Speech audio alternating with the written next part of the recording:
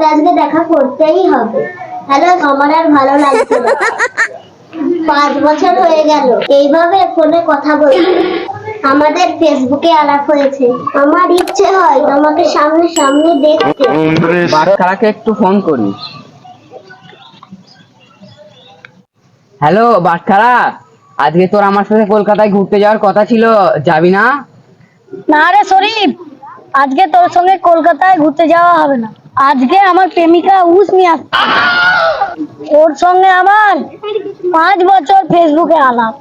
ঠিক আছে ঠিক আছে, যা। ও আজকে আমার সামনাসামনি দেখা করতে আসছেন বাউনপুকুর দর।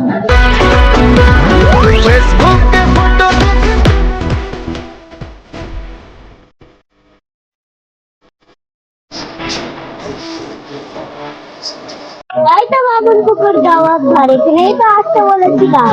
একটা প্রেমের গান লিখেছি আর তাতে তোর নাম লিখেছি, মাঝরাতে বদনাম হয়েছে।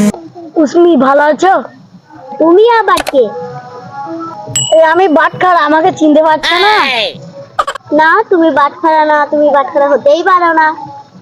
আমি ফেসবুকে যা ছবি দেখেছি সেই ছবির সাথে তোমার কোনো মিলই নেই। বাটখারা এরকম চেহারাই নয়।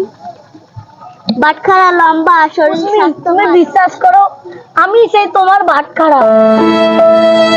আমি তোমার সঙ্গে প্রেম করতে পারবো না, তুমি বাটখারা নও। কোনদিন আর দেখা হবে না, নিয়তির এই গল্প শেষে।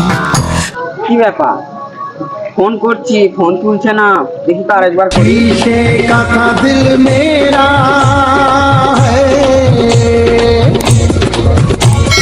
কি ব্যাপার, ফোন তুলছেই না, দেখি আরেকবার করি।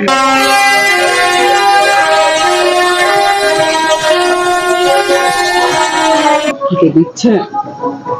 3বার ফোন করলাম, ফোন ধরলো না। কি ব্যাপার, ওর আবার কিছু হলো না তো? ও যে বললো ওর প্রেমিকা বামনপুকুর দোয়ার ধারে দেখা করতে আসছে, যাই আমিও গিয়ে একবার দেখে আসি।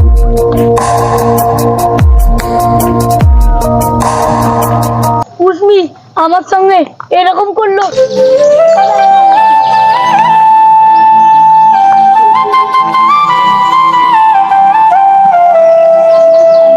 তোকে আমি 3বার ফোন করলাম, ফোন তুললি না কেন? আর শরীফ বলিস না, আমার প্রেমিকা আমায় চিনতেই পারছে না। ফেসবুকে ফিল্টার লাগানো ছবি একরকম আর আমি একরকম, তার জন্য আমাকে ছেড়ে চলে গেছে। ঠিক আছে, তাহলে বাড়ি চল। পিয়া রে পিয়া রে, কাঁদে